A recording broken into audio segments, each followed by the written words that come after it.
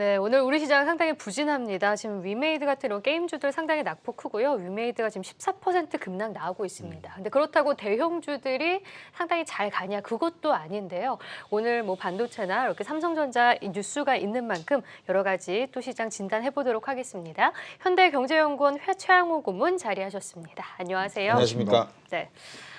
연말에 이제 대형주가 가는 게 아니냐, 이제 성격이 바뀐 게 아니냐, 이런 식의 지금 논의들도 많이 나오고 있거든요. 반도체, 자동차, 금융주, 이들이 가면 그동안 갔던 뭐 NFT, 메타버스 이쪽은 안 갈 것이고, 조금 시장의 성격이 바뀐 건지 좀 어떻게 보고 계신가요? 어차피 파월 의장을 이제 뭐 연임시키면서 금리가 굉장히 올랐기 때문에 기술적인 밸류에이션이 좀 떨어질 수밖에 없던 상황이고요. 그다음에 지금 원달러 환율 굉장히 지금 상승하고 있지 않습니까? 이러면 뭐 외국인들에 대해서는 우호적인 여건들이 좀 들어오는데, 그러면 지금 사실 중소형주 들어가려고 그러면 좀 많이 올랐단 말이죠. 네. 비교해서. 그럼 대형주가 보니까 이거 괜찮네. 그래서 좀 대형주에 대한 매력이 굉장히 지금 뿜뿜 나올 수 있는 부분들인데요. 특히 이제 반도체 같은 경우에는 6개월을 선행해서 반영한다고 우리들 알고 있지 않습니까? 네. 그렇다면 지금 반도체 업황 불황에 대한 이 주가 반영이 마무리 단계에 들어가는 부분들이 아니냐. 거기다가 지금 뭐 D램가 떨어지는 게 이제 좀 줄어들었다 이런 것들이 오면서 대형주 위주로 지금 가는 수밖에 없는 그러한 지금 모습들이 지금 나오고 있는데요. 언제든지 달러에, 그러니까 환율에 의해서 이 장의 모습은 바뀔 수 있는 굉장히 지금 약한 그런 구조를 갖고 있는 것이 지금 우리 증시라고 보여집니다. 네, 그렇군요. 자, 그럼 오늘 이제 나온 소식에 따르면 이 미국의 제2공장 삼성전자가 부지로 텍사스로 지금 테일럿이 확정이 되었습니다. 관련해서 어제 선 반영이 됐었죠. 삼성전자 주가로 상당히 좋았고 SK 하이닉스도 같이 가는 모습이 있었는데 이 파급효가 계속 연속성이 있을지, 상승의 연속이 있을지 궁금한데 어떻게 보고 계십니까? 지금 전체를 보시면요. 지금 TSMC도 그러고 인텔도 그러고요. 2024년도에 다 공장이 설립이 돼요. 그래서 올해를 놓치면 2024년 우리 공장을 짓는 게 삼성이 지금 완전히 뒤처질 수밖에 없거든요. 이제 거기에 막차를 지금 탄 상황이라서 이 흐름은 2024년까지 쭉 갈 수 있는 그런 궤도를 지금 탔다고 보여지고요. 그다음에 이제 백악관에 들어가서 여러분들을 만났다고 지금 얘기들을 듣는데, 가서 한 내용들이 이제 흘러나오는 건 뭐냐면 칩스 포 아메리카 반도체 인센티브 법안 통과를 위해서 국회의원들과 거기 보좌관들을 만나서 얘기를 했다는 걸로 봐서는 계속적인 지속적인 투자의 흐름을 만들 수 있는 부분들이 있어서 저는 미국 공장 투자 계획은 이제 시작이다. 그래서 더욱더 많은 투자들을 가야 되고요. 지금 자세히 보시면요. 굉장히 반도체 업계에서는 이상한 흐름이 하나 있는데 완성차 업계에서 다 반도체를 지금 내재화하고 있어요. 그렇다면은 지금 3나노 아니라 2나노, 1나노까지도 이 기술적인 초격차를 유지하기 위한 공장을 진다 그러면 사실 삼성이 말하는 뉴 삼성에 일단 한 획을 그을 수 있는 공장을 분명히 만들이라고 기대를 한다는 조건 하에서 봤을 때는 이것은 2024년까지는 분명히 가고요. 2024년도에는 공장이 8개가 한꺼번에 지어지기 때문에 미국 내에 그때의 수급에 대한 것은 우리가 그때 가서 따져봐야 되겠습니다만은 지금 기술 경쟁과 물량 경쟁은 계속 3년 이상은 갈 수 있다고 보여집니다. 네.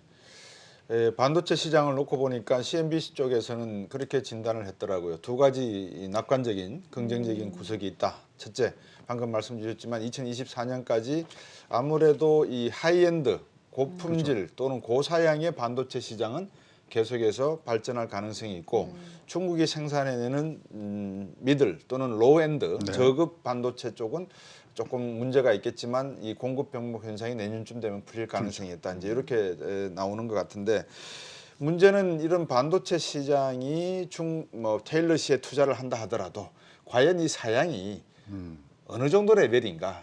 지금 오스틴에 있는 공장, 저도 개인적으로 아는 정보가 내용이 있습니다만 저도 오스틴 공장을 가봤기 때문에 별로 그 공장이 그렇게 고급 사양 반도체 공장이 아니에요.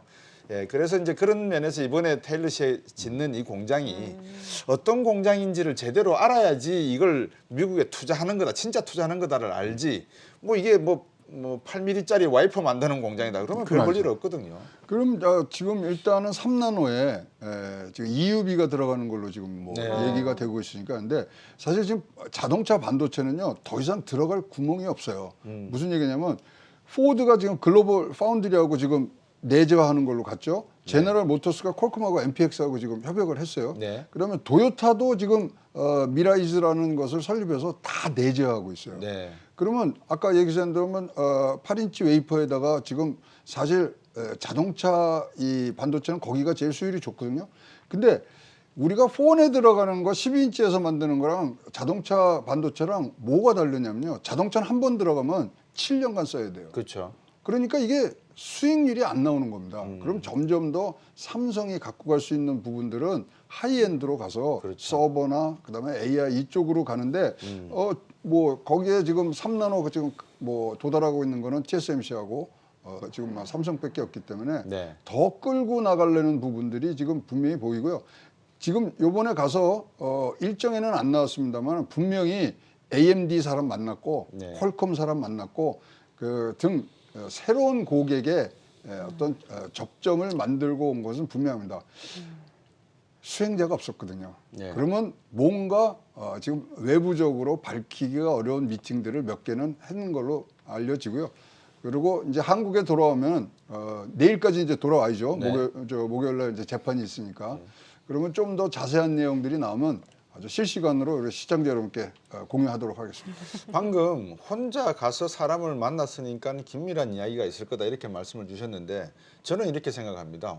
그런 중요한 자리에는 반드시 변호사가 대동을 해야 되고 그다음에 영어를 얼마나 잘하는지는 모르겠는데 영어 단어 표시의 will과 shall 하나가 확 바꿔버리거든요. 그 이해하는 능력이. 네. 근데 이재용 부회장 물론 뭐 조지 워싱턴 대학에서 공부를 하긴 했지만 과연 그런 점에서 삼성전자가 얼마나 주도 면밀하게 이 내용들을 가지고 있는지 한번 향후에 지켜봐야 말씀대로 지켜봐야 근데 되겠습니다. 제가 영어를 미국에서 공부해도 영어가 되게 제가 잘 하지 못하거든요. 네. 근데 이런 협상 자리에 나가면요. 예. 답답한 건 상대방이지 제가 영어 떠듬떠듬해도 다 이게 저는 뭐 100점 100승 갖고 왔습니다. 그래서 예. 영어를 떠듬떠듬하는 게 협상에서는 훨씬 더 좋은 유리하다. 예, 유리합니다. 예, 네. 그거는 전략적으로 알고 할 때고. 알겠습니다. 알겠습니다. 이렇게 반도체 투자에 대해서 이제 최영호 고문이 긍정적으로 말씀을 해주셨는데 그런데 이번 주 있는 이런 일정들을 쭉 보면은 이제 금통위가 예정이 되어 있죠. 이제 기준금리 추가 인상이 지금 기존 사실화되고 있는 상황입니다. 또 미국에서도 지금 긴축의 바람이 불고 그쵸. 있고 우리 시장도 미리 선제적으로 지금 올린 바가 있는데 좀 네. 어떻게 지켜봐야 될까요? 그러면 왜 올리느냐에 대해서 원인부터 우리가 따져보면 지금 인플레이션 압박을 이제 뭐 조금 약화하는 부분, 그다음에 가계부채 증가하는 거를 좀 차단하는 부분, 그다음에 세 번째가 이제 미국 금리 인상에 대해서 정책 여력을 확보하는 것, 세 가지가 지금 나오고 있는데, 자 그러면 이 세 가지를 놓고서 내년도에 우리나라에서의 적정 금리가 얼마냐 이거를 좀 따져야 돼요. 그럼 실질 금리는 명목에서 기대 인플레이션을 빼는데, 그렇다면 내년도 성장률과 물가 전망 그리고 뭐 직접 금리 이런 것들을 따졌을 때 우리가 1.5% 정도면 굉장히 좋다고 생각을 하거든요. 그러려면 요번뿐만 아니라 내년도 초나 또는 대선이 끝난 후에 바로 금리 인상이 가야 되는 부분들인데, 자 금리 인상을 25bp를 하면은 경제 성장률은 15bp가 내려옵니다.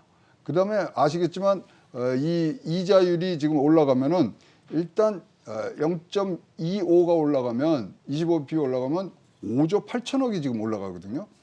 그래서 이 부담들을 어떻게 완화시키느냐가 지금 사실 금통위의 굉장히 이제 숙제가 될 텐데요.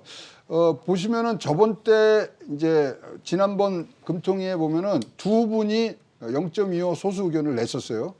그럼 이제 요번에는 분명히 만장일치가 아니고 누군가가 브레이크는 거는 듯한 모습이 나오는데, 제가 보기엔 이제 주성영 의원 정도가 금리 동결하자 한번은 내놔서 일단은 눈치 게임을 좀 해야 되는 부분들이 시장을 안심시켜야 되니까요. 아니면 1.5까지 그대로 갈 수밖에 없는 그런 트랙을 타는 것 듯해서 조금 이제 걱정이 되고 있습니다.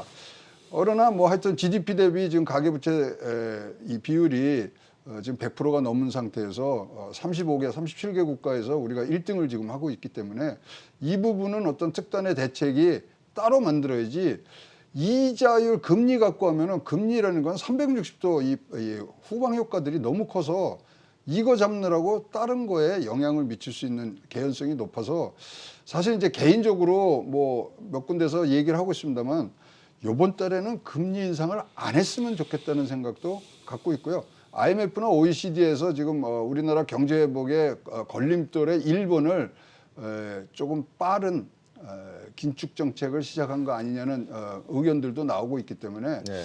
요번엔 안 하면 어떻겠느냐는 생각은 제 개인적으로는 갖고 있습니다. 네. 보통 미국 같은 경우에 기준금리를 FOMC에서 인상할 거냐 안 할 거냐라는 그렇죠. 이야기할 때 네. 인플레이션이 어떻게 되느냐, 지금 취업률, 실업률이 어떻게 되느냐 그렇죠. 이런 통계를 갖고 이야기를 하거든요.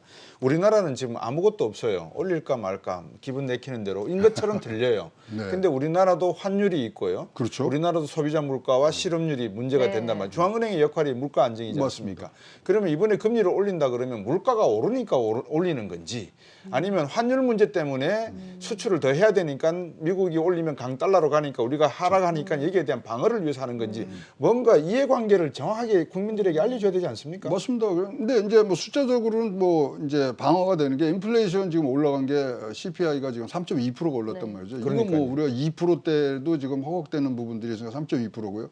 가계부채 증가 지금 1,800조가 돼 있는데 지난 달에만 해도 41조가 올라간 부분이니까 금융 불균형을 잡는다 그랬는데 그런데도 불구하고 이주열 총재의 속마음에는 지금 사실 아까 말씀드린 정책 여력을 좀 확보하고 싶은 생각이 분명히 있다고 보여집니다. 그래서 사실 자기가 내려놓은 거 정책 여력을 갖고서 뭐 다시 후반에 내년도 후반에 올 금리 인상에 대비하는 듯 하는데요.